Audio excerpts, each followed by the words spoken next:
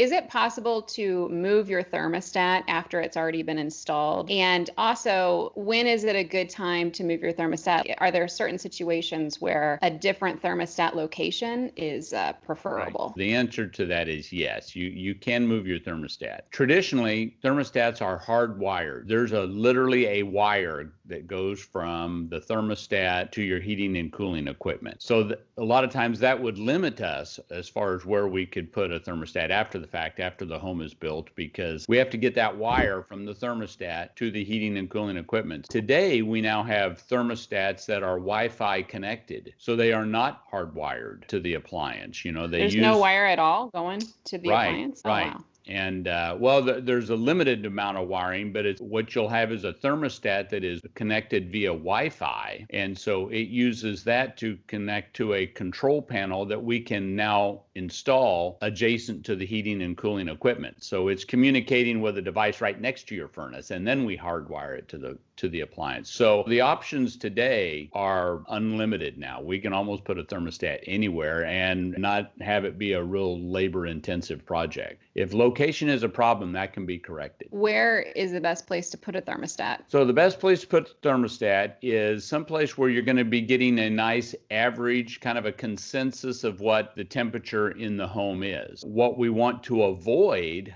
are places that are exposed to extreme heat and cooling. For instance, the room I'm in right now at my house, it can get extremely warm. So this would not be an ideal place for the home's thermostat, because if it's in a very warm space, it's going to do what? It's going to want to turn on the air conditioner. Well, if the other end of the house doesn't have that exposure, we're now overcooling. You want an area that is very neutral in nature. So the hallways, certainly not a kitchen. Typically hallways, or I always like to put it in, if it's a single story house, in a dining area or the actual living space. But you want to stay away from exposures to heat and cool, which include things like fireplaces or certainly windows that catch a lot of light. Heating and cooling registers. You don't want to put it someplace where you've got there's a register right underneath it or something. Blowing air on it, which is going to give it an artificial feel of what the room temperature is. We want to stay away from outside walls. Typically going to be warmer or cooler than the room. And so interior walls in very neutral locations, things like that. So the best spots are an interior wall in kind of a neutral area,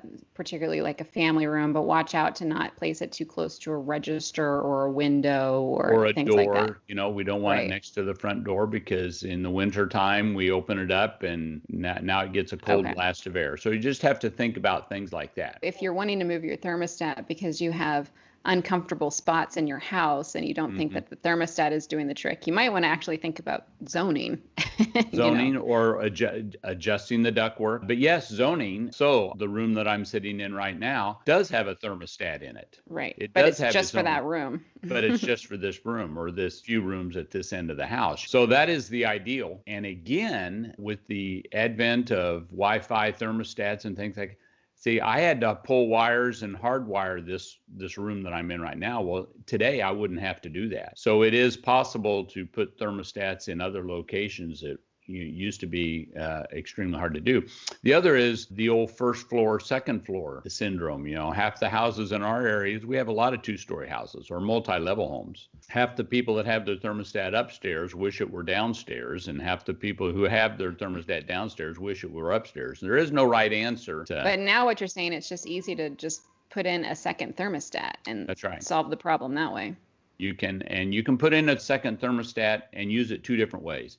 One is for a zoning panel, where we can isolate the temperature control in a particular area. There is another solution that I personally have not used to any extent. There are systems that will put in a second thermostat and then average the temperature between those two. So if you've got an upstairs and a downstairs, you can put these two thermostats in, or a second sensor anyway, and it will average the temperature of those two. So if there is an extreme from upstairs to downstairs, it settles some of that out. Now, that's not a perfect fix. It's not one that I personally have used, but that's a theory that does make sense. If they had the information of what the upstairs temperature is or what the downstairs temperature is in conjunction with the temperature I'm sensing now, I could make different decisions as far as running the furnace or air conditioner. That makes sense. Okay, thank you.